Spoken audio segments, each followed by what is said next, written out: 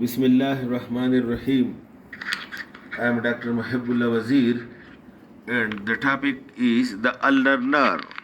Look, the ulnar nerve is the branch of the medial cord, or you can say, look, it is the continuation of the medial cord. The medial cord of brachial plexus, which is having 5 branches, and these 5 branches are 4 is for M and 1 is for U. M means medial pectoral nerve, medial cutaneous nerve of the arm, medial cutaneous nerve of the forearm, and medial root of the median nerve. And 1U means this ulnar nerve. The root value is C7, C8, and T1. Look, this is, you can see, this is the axillary artery, and this is the median nerve. This is the lateral cord of brachial plexus, and this continues and unite with the branch from the medial cord to form the medial nerve, and then this is the axillary artery and become the brachial artery, and over here you can see this is the medial cord which continues as the ulnar nerve. The ulnar nerve, direct continuation of the medial cord with the root value of C8 and T1.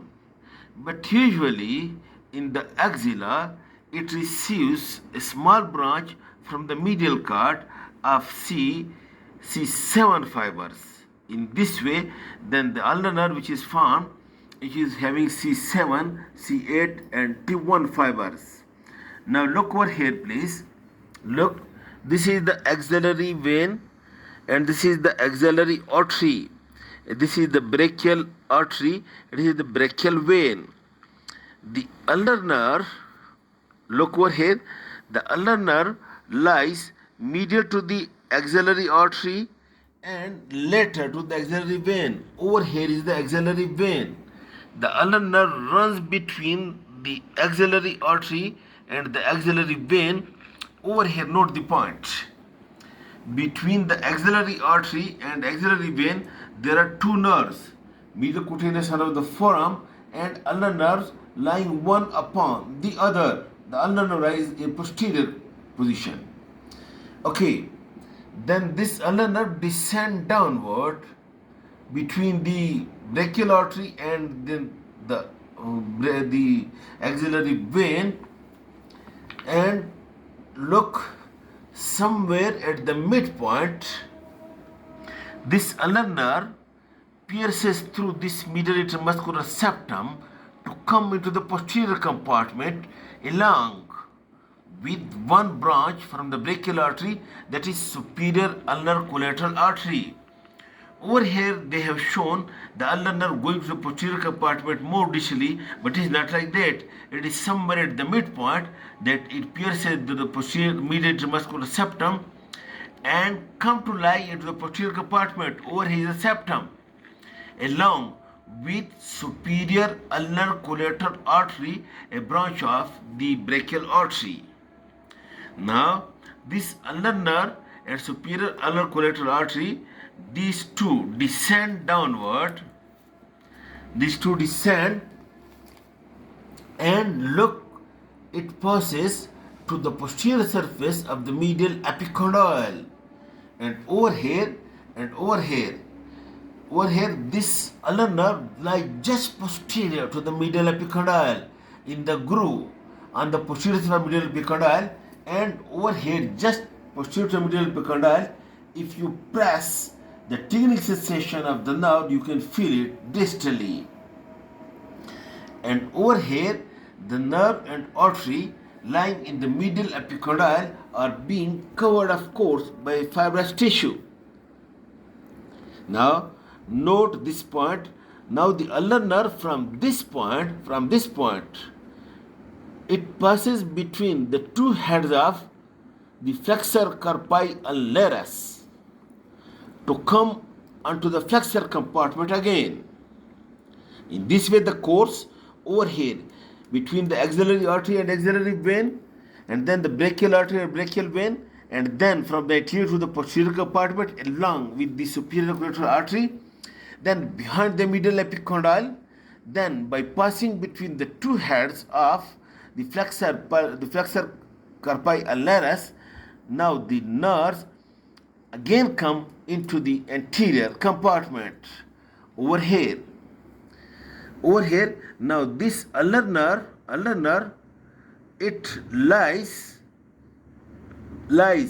upon the flexor digitorum profundus, but overlapped by this flexor carpi ulnaris. Okay, and later to it lies the ulnar artery. Over here, this ulnar nerve and ulnar artery lying upon the flexor digitorum profundus, with the relation that the ulnar nerve is ulnar to the ulnar artery. That is, the ulnar nerve is medial to the ulnar artery and the ulnar artery is lateral to it, and they are being overlapped by the flexor carpi ulnaris muscle. Then lower down, what happens that the ulnar nerve and ulnar artery, it comes out of the flexor carpi ulnaris and it lies now over here. It lies, note the point, the ulnar nerve and ulnar artery, it lies on the surface of the flexor retinaculum. It lies on the surface of the flexor retinaculum. Note this point. Look, this ulnar nerve, look, this is the flexor retinaculum.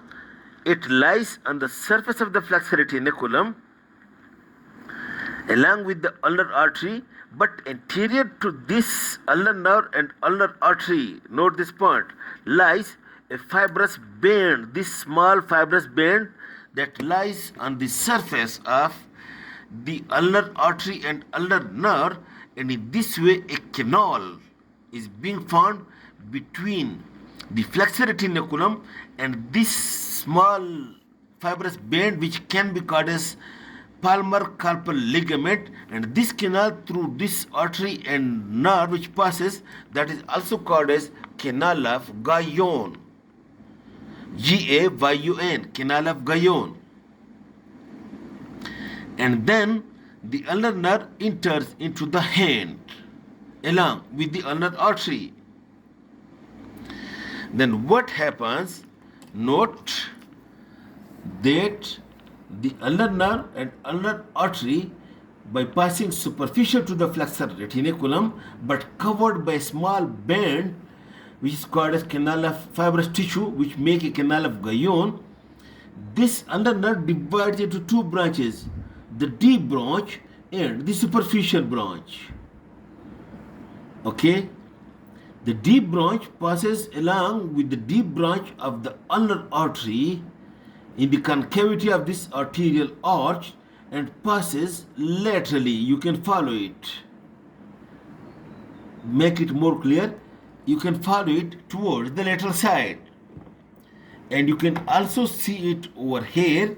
Look, this is the ulnar nerve, and now the ulnar nerve divides into two branches.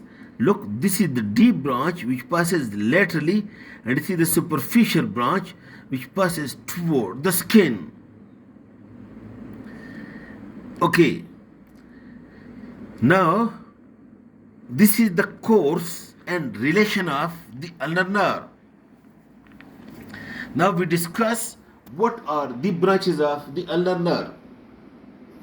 Look over here, while the ulnar nerve lies in the arm, it gives no muscular branch.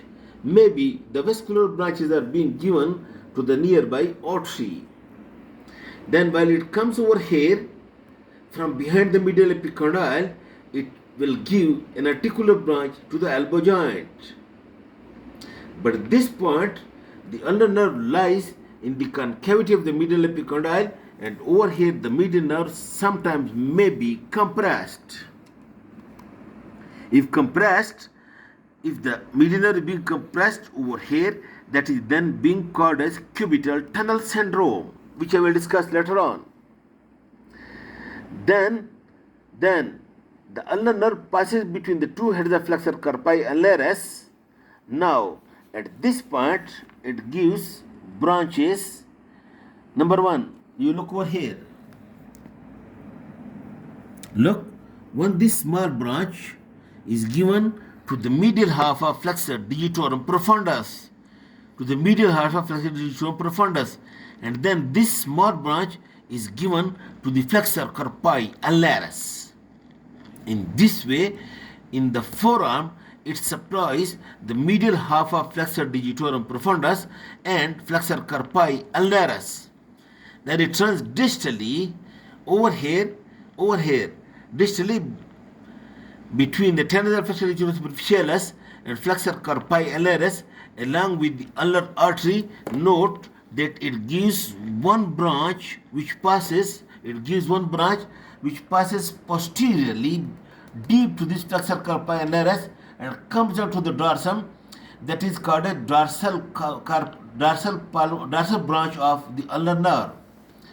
And this dorsal branch of the ulnar nerve, by passing deep to this flexor carpi and lares, it comes over here. Note, to supply the dorsal part of the hand, and then the skin of the hand and the skin of one and a half digit of the finger, that is the little finger on both sides and the index finger only on its middle side. 1.5 digits skin. Maybe that it supplies 2.5, but usually it supplies the skin of the medial lateral side of the little finger and the medial side of the index finger, but do not supply the nail bed and the skin of the dorsal, the distal phalanx. Then come again, note, lower down, then give another branch, you can follow it. This branch, this passes toward the palm, which is called as palmar branch of the ulnar nerve, and it passes superficial to the flexor retinaculum, and it supplies the skin, medial half of the skin of the palm of the hand. The skin of the medial half of the palm of the hand. And then it also supplies the palmaris brevis muscle, which is the superficial cutaneous muscle.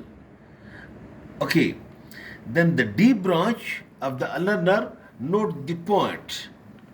The deep branch of the ulnar nerve, it supplies the three muscles of the little finger, that is the abductor digiti minimi, flexor digiti minimi, and the opponent's digiti minimi. The three muscles are being supplied by the deep branch.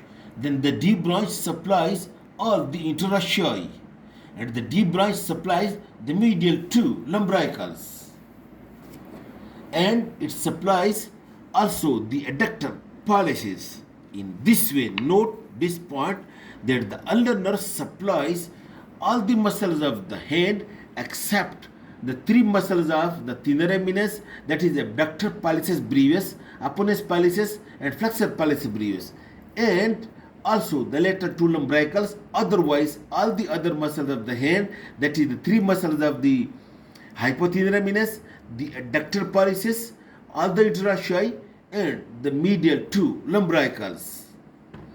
This is the supply and branches of the ulnar nerve, and I hope I have made it easy for you. Thank you very much.